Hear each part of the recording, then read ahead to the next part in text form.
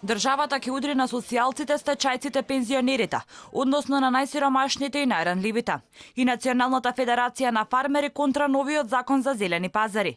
Сметаа дека со него само ќе се поттикне сивата економија. Од НФМ вела дека ваквото решение ги прекршува европските препораки, но и основните човекови права, цитирајќи ја Универзалната декларација на Обединетите нации. Секој како член на општеството има право на социјално осигурување и право да остварува стопански, општествени и културни права, нужни за своето достоинство.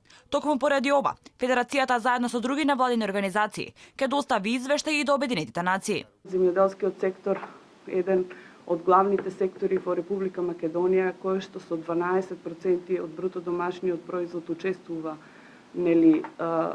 во домашниот буџет.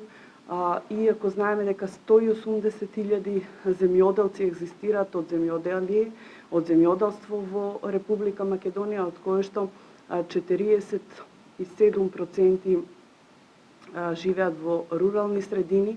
Од партијата на пензионерите пак сметаат дека делови од законот се спротивни на уставот, бараат одложување на неговата примена, се додека не се направи подобра верзија. Не е предвидена законска можност дури и пензионери кои имаат сопствено земјоделско или друго производство да можат вишоците да ги продаваат, со што се оневозможени да го подобрат својот и семејниот стандард. На законското решение кое треба да почне да се применува од 1 јануари, реагираа и стопанските комори, дел од експертите и самите продавачи и тезгаџии. Сите велат дека новите прописи сериозно ќе удрат на овој сектор од економијата. Законот за зелените пазари наложува од следната година сите да имаат лиценции да плаќаат персоналец, како и придоноси за здравствено и пензиско. Се забранува на тезгите да продаваат пензионери, социјалци, стечајци, вработени и сите други кои добиваат никаков хонорар.